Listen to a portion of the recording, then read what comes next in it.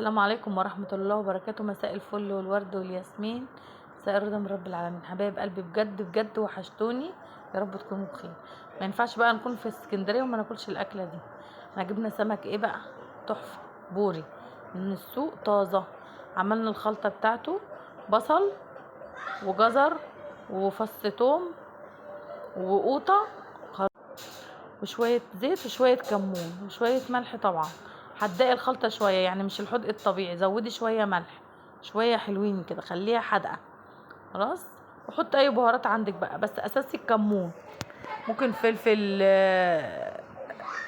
بهارات، اي حاجة عندك حطيها. خلاص.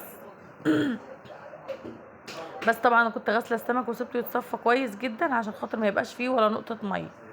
وهنا اهو خلاص الخلطة انا ايه حطيت لها كمان الملح، وزودت الملح زي ما احنا قلنا، زودته خليتها يعني حادقه. هحطها على النار بقى ايه تتسبك مع بعضها، وبعدين ايه هنكمل.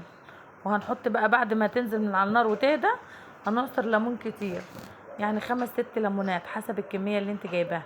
السمك بيحب الليمون، غير ما انا عصر عليه ليمون اصلا بعد ما اتغسل واتصفى. خلاص، هنا بقى هنحشي الخلطه. انا عملته مثلا النهارده وكلناه تاني يوم، عشان ايه خرجنا كلنا بره فمرضناش نعمله.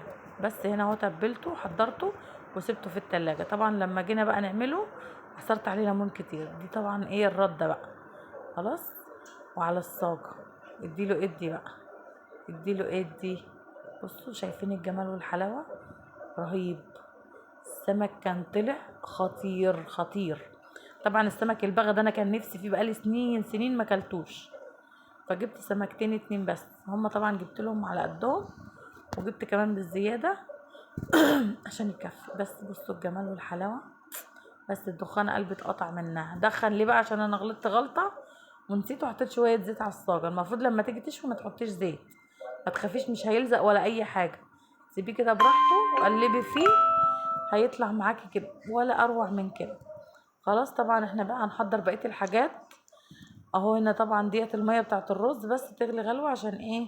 في ناس ما بتحبش البصل، انا عندي باكله بالبصل عادي، بس كان عندنا ضيوف في اليوم ده فبيحبوش البصل في الرز، فصفينا الرز وحطيناه من غير بصل.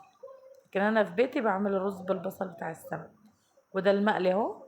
البغل تحفه تحفه، غالي جدا على فكره، اغلى من البوري كمان. معرفش بيقولوا نوعه بحري، معرفش ايه كده، حاجه كده.